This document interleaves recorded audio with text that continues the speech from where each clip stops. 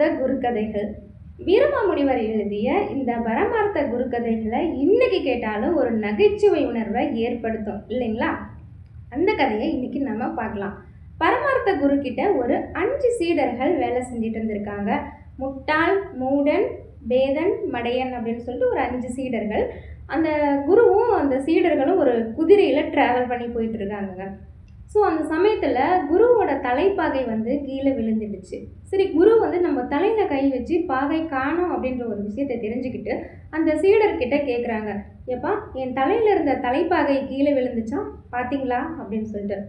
அதுக்கு அந்த முட்டாள் சீடர்கள், நீங்கள் பட்டு துணியில் உடுத்திருப்பீங்களே அதுவா அப்படின்னு கேட்குறாங்க. ஆமாம் அப்படிங்கும்பொழுது அது ஒரு 3 மைல் தூரத்துக்கு பின்னாடியே விழுந்துருச்சு குருவி அப்படின்னு சொல்கிறாங்க. அப்படியா? அப்படின்னா நீங்கள் அதை எடுக்கலையா அப்படின்னு கேட்டிருக்காங்க. நீங்கள் ஏதாச்சும் கீழே விழுந்தா எடுக்க சொல்லியிருக்கீங்களா அப்படின்னு. சரி, இனிமேல் எந்த பொருள் கீழே விழுந்தாலும் அதை நீங்கள் எடுத்துக்கிட்டு வந்துடணும் அப்படின்னு சொல்கிறாங்க. சரி அப்படின்னு சொல்லிட்டு அந்த குருக்களும் சீடர்களும் போயிட்டுருக்காங்க. கொஞ்சம் தூரம் ட்ராவல் பண்ணதுக்கு அப்புறமா அந்த குதிரை சாணம் போட ஆரம்பிச்சிருச்சு. அந்த சீடர்கள்லாம் வண்டியை நிறுத்தி இறக்கி அந்த சாணத்தை பக்குவமாக அள்ளி வச்சுட்டு வராங்க. உடனே குரு கேட்குறாரு, இந்த குதிரை சாணத்தை எதுக்கு எடுத்துகிட்டு வந்தீங்க அப்படின்னு சொல்லிட்டு. நீங்கள் தானே குருவே எது கீழே விழுந்தாலும் அதை எடுக்க சொல்லியிருக்கீங்க அப்படின்னு சொல்லிட்டு. அப்படியா, சரி, நான் ஒரு லிஸ்ட் போட்டு தரேன், எந்தெந்த பொருளை எடுக்கணும், எதையெல்லாம் எடுக்கக்கூடாது அப்படின்னு சொல்லிட்டு. முக்கியமான பொருளை மட்டும் எடுத்தால் போதும் அப்படின்னு சொல்கிறாங்க. சரி அப்படின்னு சொல்லிட்டு அந்த லிஸ்ட்டு போட்டு எழுதி கொடுக்குறாரு. அந்த சீடர்களும் அதை வாங்கி பத்திரமா வச்சுக்கிறாங்க.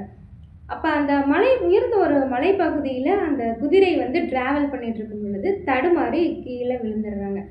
அந்த குரு கீழே விழுந்துடுறாரு. அந்த சீடர்கள்லாம் லிஸ்ட் எடுத்து பார்க்குறாங்க. அந்த லிஸ்ட்டில் குருவோட பேர் இல்லை. அதனால் என்ன செய்கிறாங்கன்னா குருவை விட்டுட்டே வந்துடுறாங்க. ஸோ இந்த கதையை கேட்ட இந்த நிமிஷம் ஒரு செகண்ட் நம்மளுக்கு என்ன தோணுச்சு? சிரிப்பு வந்துச்சு இல்லைங்களா? பட் இதை கொஞ்சம் சிந்திச்சு பாருங்கள்.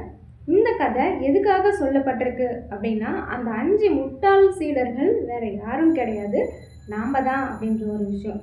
ஏன் அப்படின்னா, நம்மளோட முன்னோர்கள் ஆகட்டும், இல்லை நம்மளோட அரசாங்கமாகட்டும், இதுதான் வாழ்க்கை ஸ்டைல், இப்படி தான் அப்படின்ற ஒரு விஷயத்த ஒரு முன்னாடியே அவங்க நோட்ஸ் பண்ணி வச்சுருக்கிறத நம்ம அப்படியே ஃபாலோ பண்ணுறோம். கொஞ்சம் கூட பிழை மாறாமல் ஃபாலோ பண்ணிட்டு வந்துட்டு இருக்கோம் இல்லைங்களா? நம்ம எதையுமே யோசிக்கிறது இல்லை.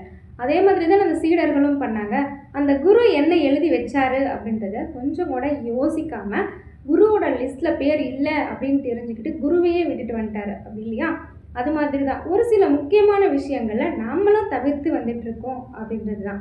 ஸோ இந்த ஸ்டோரி உங்களுக்கு பிடிச்சிருந்துச்சு அப்படின்னா மறக்காமல் நம்ம சேனலை சப்ஸ்கிரைப் பண்ணுங்கள். தேங்க்ஸ் ஃபார் வாட்சிங்.